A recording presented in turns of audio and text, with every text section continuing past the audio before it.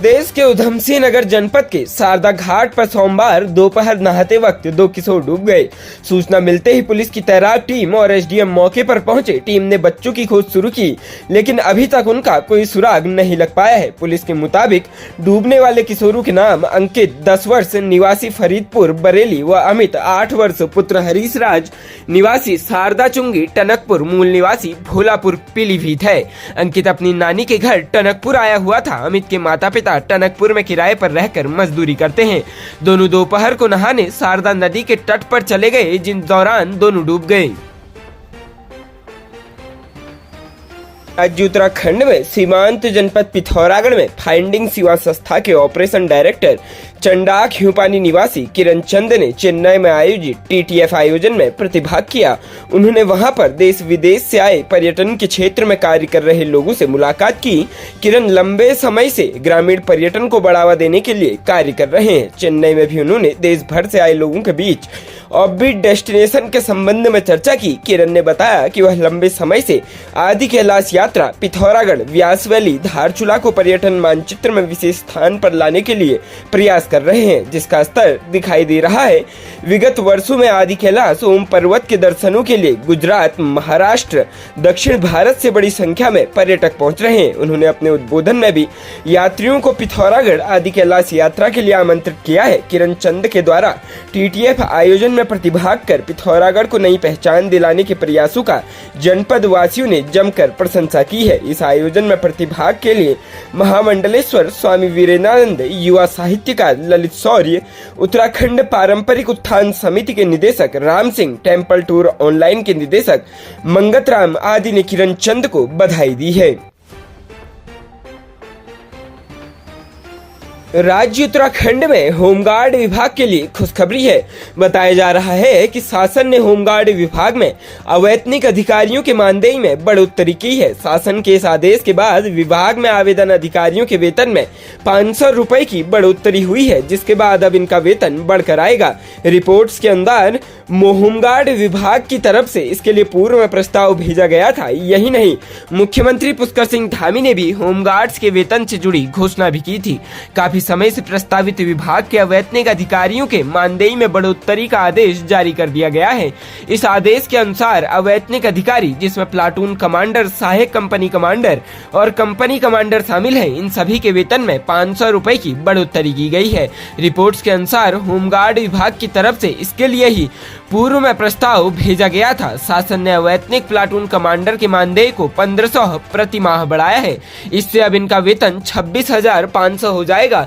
इसके अलावा अवैतनिक सहायक कंपनी कमांडर के मानदेय को 1700 प्रति माह बढ़ाया है। अब इनका वेतन 26,700 हो जाएगा। उधर अवैतनिक कंपनी कमांडर का मानदेय 2000 प्रति माह बढ़ाया गया है। अब इनका वेतन 27,000 रुपए प्रति माह हो गया है। अवैतनिक अधिकारियों को होमगार्ड से अधिक मानदेय के रूप में प्रति माह यह धनराशि दी जाती थी, जिसमें 500 रुपए की बढ़ोतरी की गई है। उत्तराखंड राज्य में अब भ्रष्टाचार और सेटिंग गेटिंग की खबरें किसी को चौंकाती नहीं है। ऐसे ही एक घोटाले की सुगबुगाहट मत्स्य अभिकरण द्वारा मत्स्य पालन के जलाशयों के ठेकों में उठती दिख रही है। खबर है कि 3-4 बार जलाशयों के टेंडर कैंसिल होने के बाद सेटिंग गेटिंग का खेल खेलने वालों ने अंतोगत्वा अपने चहेते ठेकेदार को यह प्रदेश के 4 जलाशय देने की तैयारी कर ली है। यह चहेता ठेकेदार भी मोटी रकम लेकर इन जलाशयों के ठेके स्थानीय व्यक्तियों को सबलेट कर देगा, ऐसी भी खबरें फैल रही है। उत्तर प्रदेश की एक दबंग भाजपा नेता, जिनका पुत्र अब कांग्रेस में शामिल हो चुका है, उसका नाम इस ठेकेदार को ठेके दिलाने के खेल में चर्चाओं में आ रहा है, जिनकी रिश्तेदारी की चर्चा प्रदेश के एक मंत्री से भी है। सुगबुगाहट है कि इस चहेते ठेकेदार को अर्हता दिलाने के लिए टेंडरों के नियम एवं शर्तों में कई बार परिवर्तन किए गए। केज कल्टीवेशन, अनुभव, टर्नओवर इत्यादि में परिवर्तन किए गए ताकि उसको ठेके दिलाए जा सके।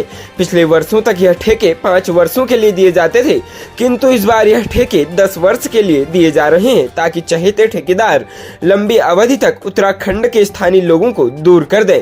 किंतु खबर यह भी है कि अवधि में परिवर्तन का यह शासनादेश कब कैबिनेट की मंजूरी को लाया गया अथवा मुख्यमंत्री से सीधे अनुमोदन ले लिया गया, कभी भी सार्वजनिक नहीं किया गया। खबर है कि एक जलाशय पर मात्र एक टेंडर आया था, बाकी पर दो। टिहरी जलाशय पर कोई टेंडर ही नहीं आया क्योंकि उस चहेते के लिए घाटे का सौदा था। इस सब के बावजूद चहेते ठेकेदार के कुछ पेपर्स अपूर्ण थे, वो कौन से कम थे यह सार्वजनिक नहीं किया गया। अब खबर है कि 1-2 टेंडरों के बावजूद यह ठेके उसी बाहरी ठेकेदार को बांटने की तैयारी है, जिसके लिए अब कांग्रेस में जा चुके भाजपा नेता के पुत्र ने यह सेटिंग की थी। राज्य उत्तराखंड में मौसम विभाग ने 7 जिलों में 3 दिन तक तेज गरज चमक के साथ हल्की से मध्यम बारिश और ओलावृष्टि का येलो अलर्ट जारी किया है। पहाड़ की ऊंची चोटियों में हल्की बारिश और बर्फबारी का दौर शुरू होने के साथ ही मौसम में हल्की ठंडक का एहसास होने लगा है। मौसम विज्ञान केंद्र ने उत्तरकाशी, चमोली, देहरादून, पौड़ी, रुद्रप्रयाग, बागेश्वर, पिथौरागढ़ जिलों के लिए आज 28 फरवरी से 2 मार्च तक येलो अलर्ट जारी किया है। इन जिलों में कहीं कहीं गर्जन के साथ आकाशीय बिजली चमकने और ओलावृष्टि की संभावना है। 28 फरवरी और 1 मार्च को उत्तरकाशी, चमोली, रुद्रप्रयाग, बागेश्वर और पिथौरागढ़ जिले में कुछ स्थानों के साथ ही देहरादून, टिहरी, पौड़ी जिले में कहीं कहीं बहुत हल्की से हल्की बारिश और ऊंचाई वाले इलाकों में बर्फबारी हो सकती है। राज्य के शेष जिलों में कहीं कहीं हल्की बारिश की संभावना है। 2 मार्च को उत्तरकाशी, चमोली, रुद्रप्रयाग, बागेश्वर और पिथौरागढ़ जिले में इसी तरह का मौसम रह सकता है। शेष इलाकों में भी कहीं कहीं हल्की से हल्की बारिश हो सकती है। 3 मार्च को बागेश्वर और पिथौरागढ़ जिले में कहीं कहीं बारिश और बर्फबारी की संभावना है। शेष इलाकों में मौसम शुष्क रहेगा। प्रदेश के गोपेश्वर निवासी एक युवक को संगीत के शौक ने न केवल चोर बना दिया बल्कि जेल भी पहुंचा दिया।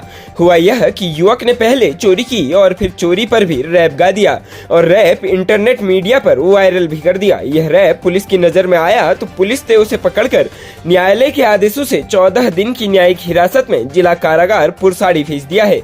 आरोपी ने पुलिस थाने में भी अपने चोरी पर बनाए गए रैप को सुनाया तथा कहा कि वह इन मोबाइलों को बेचकर गिटार लेना चाह रहा था, इसलिए उसने जितनी आवश्यकता थी उतना ही सामान चोरी किया। गोपेश्वर पुलिस से प्राप्त जानकारी के अनुसार कुछ दिनों पूर्व गोपेश्वर बाजार की एक दुकान से ताले टूटे बिना 3 लाख रुपए से अधिक मूल्य के 5 मोबाइल व एक DSLR कैमरा गायब हो गए थे। दुकान स्वामी संजय सिंह निवासी रामपुर, रुद्रप्रयाग ने 24 फरवरी को गोपेश्वर थाने में इसकी शिकायत दर्ज कराई। दुकान स्वामी पहले दुकान का ताला न टूटने के कारण इसे चोरी की घटना मानने के बजाय अपने कर्मचारियों की करतूत मान रहा था। जब पुलिस ने आसपास CCTV कैमरे चेक किए तो कोई संदिग्ध व्यक्ति भी नजर नहीं आया। ऐसे में पुलिस इसे ठगों का कार्य मानकर ऐसे लोगों की तलाश कर ही रही थी कि तभी उसे पता लगा कि एक युवक कैमरे से रैप बनाकर रिकॉर्ड कर रहा है। वह चोरी की घटना को रैप में गाए गाने में अपने को चोर बनकर आगे बढ़ने की कहानी बयां कर रहा है। जब यह वीडियो पुलिस के हाथ लगा तो उसने युवक से पूछताछ की, तब पता लगा कि उसी ने दुकान में मोबाइलों व कैमरे पर हाथ साफ किया था। पुलिस अधीक्षक प्रमेंद्र सिंह डोभाल ने बताया कि पकड़ा गया आरोपी जिला रुद्रप्रयाग के ग्राम इसाला 10 झूला निवासी सुमित खत्री 10वीं फेल है। उसे बचपन से संगीत का शौक है। स्कूल में भी वह सांस्कृतिक कार्यक्रमों में हिस्सा लेता था। इधर फेल होने के बाद उसे संगीत के क्षेत्र में कुछ नया करने की सूझी, लेकिन उसके पास मोबाइल कैमरा व गिटार नहीं था। लिहाजा उसने इसे खरीदने के लिए कुछ दिनों मजदूरी भी की, परंतु इतने रुपये इकट्ठे नहीं हुए कि वह शौक पूरे कर सके। मजदूरी करने के दौरान वह गीत संगीत में ही खोया रहता था। ऐसे में ज्यादा दिन मजदूरी का कार्य भी नहीं चल पाया। पुलिस अधीक्षक डोभाल ने बताया कि आरोपी गोपेश्वर आया और उसने मोबाइल की दुकान की रेकी की। इस दौरान जब मालिक दुकान से किसी कार्य से बाहर निकला तो उसने दुकान में घुसकर 5 मोबाइल व एक DSLR कैमरा चोरी किया। दुकान मालिक जब दुकान में वापस पहुंचा तो उसे लगा ही नहीं कि दुकान में चोरी हुई है। हालांकि जब DSLR कैमरा नहीं मिला तो फिर शक होने पर मोबाइल की गिनती की गई, तब 5 कीमती मोबाइल गायब मिले। पुलिस अधीक्षक ने आरोपी को गिरफ्तार करने वाली टीम के उप निरीक्षक संजीव कुमार चौहान, कांस्टेबल चंदन नगर कोटी, आशुतोष तिवारी, रविकांत, राजेंद्र को 2500 का इनाम दिया है।